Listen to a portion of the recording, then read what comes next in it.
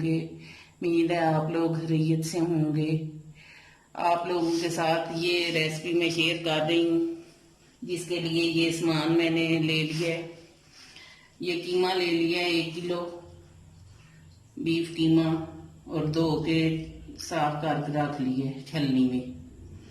और आधा किलो आलू ले लिए हैं, और 1 पाव मटर ले लिए हैं, और 6-7 अदद प्याज ले लिए हैं छोटे, 2 बड़े टमाटर ले लिए हैं, अदरक लहसुन का पेस्ट है 1.5 चम्मच, और ये धनिया पाउडर है, ये 1 चम्मच है धनिया पाउडर, आधी चम्मच हल्दी पाउडर, और सुरख मिर्च जो है 1.5 चम्मच है, और नमक जो है वो भी 1 चम्मच है। इस तरह प्याज सारे काट लेने हैं, छील के काट लेने हैं। मैंने सारे प्याज छील लिए और बारीक काट लेने हैं।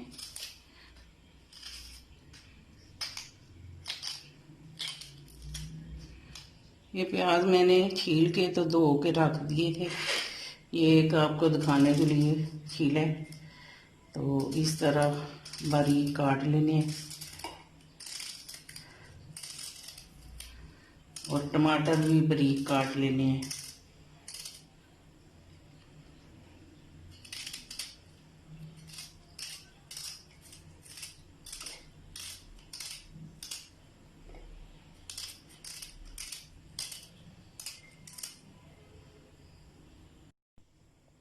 प्याज मैंने काट लिए हैं सारे के सारे।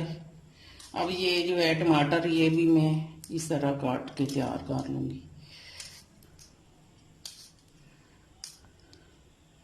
इसी तरह टमाटर भी सारे तैयार हो गए हैं। अब कीमा कुकर में डाल दूंगी। कुकर रख दिया मैंने चूल्हे पे। बिस्मिल्लाहिर्रहमानिर्रहीम। और पानी भी डाल दूंगी इसके अंदर, आधा किलो के करीब। और ये प्याज भी ये कुकर के अंदर, ये अदरक लहसुन का पेस्ट,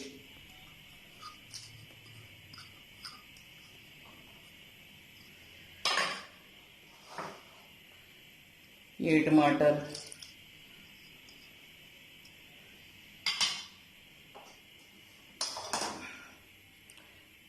ये सुरख मिर्च, धनिया पाउडर और नमक, ये सारा डाल के तो कुकर को 15 मिनट के लिए मैं बंद कर दूंगी।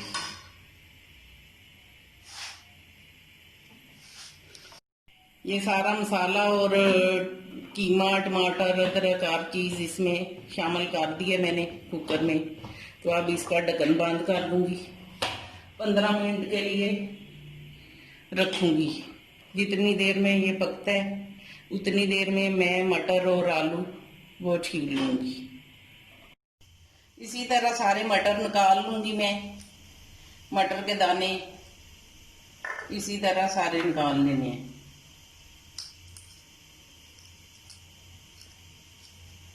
और आलू भी छील लूंगी।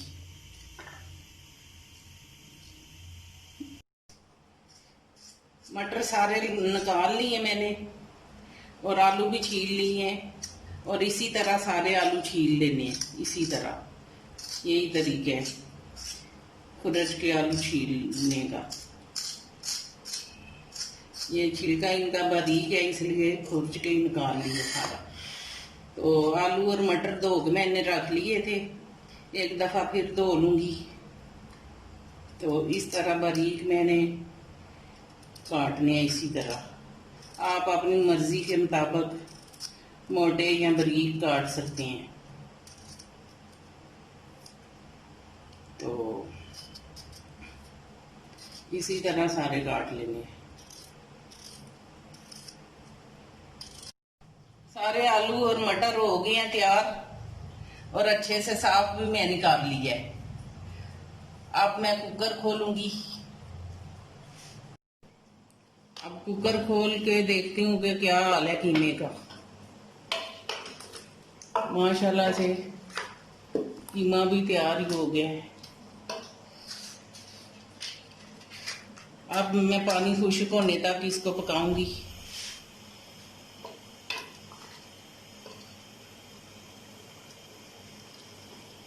گل تو گیا ہے.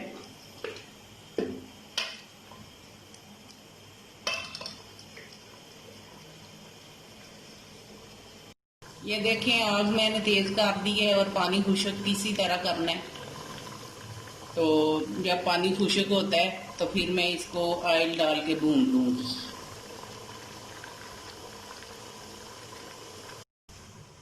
جتنی دیر میں قیمے کا پانی خشک ہوتا ہے اتنی دیر میں یہ پیس لوں. مسالہ گرم لے لیے میں نے، موٹی الائچی اور دال چینی اور کالی مرچ زیرہ وغیرہ لے لیا اور یہ میں پیس لوں گی سارے کا سارا اسی طرح، کیونکہ گھر کا پیسا ہوا کہ یہ جو ہوتا ہے مسالہ اس کی خوشبو اور ذائقہ بہت اچھا آتا ہے سالن میں. قیمے کا پانی خشک ہو گیا ہے. اب میں اس میں آئل ڈال دوں گی 3 چمچ بھر کے.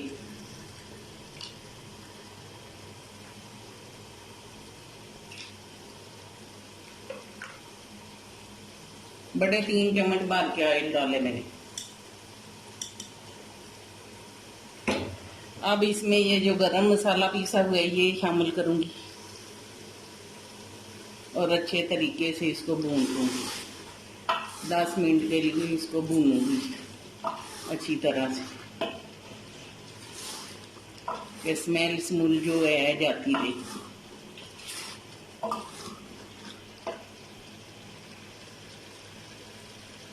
ماشاءاللہ سے بہت اچھا قیمہ بن کے تیار ہو رہا ہے اور خوشبو بھی بہت اچھی آ رہی ہے. قیمہ میں نے بھون لیا ہے اور گھی بھی چھوڑ دیا ہے اس میں آئل. اب میں اس میں آلو شامل کر دوں گی. اب یہ مٹر اور آلو جو دھو کے میں نے رکھے ہوئے ہیں یہ شامل کر دوں گی اور ان کو 5 منٹ کے لیے بھونوں گی اور دم پہ رکھ دوں گی.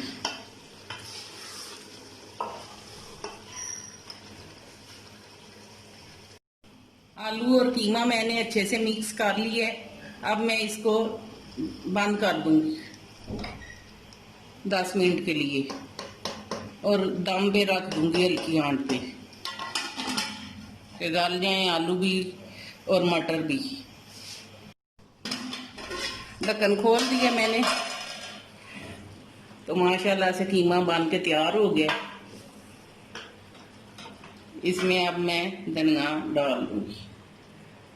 دھنیا جو میں نے کاٹ کے رکھا ہوا ہے وہ اس میں شامل کروں گی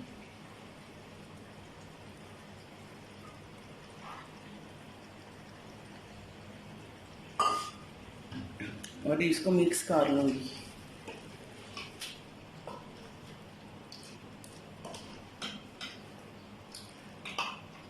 اب میں اس کو ڈش آؤٹ کرتی ہوں اور چولہا بند کرتی ہوں. آلو مٹر اور قیمہ بن کے تیار ہو گئے ہیں. آپ بھی اپنے گھر میں بنائیں اور میرے چینل کو سبسکرائب اور شیئر کریں.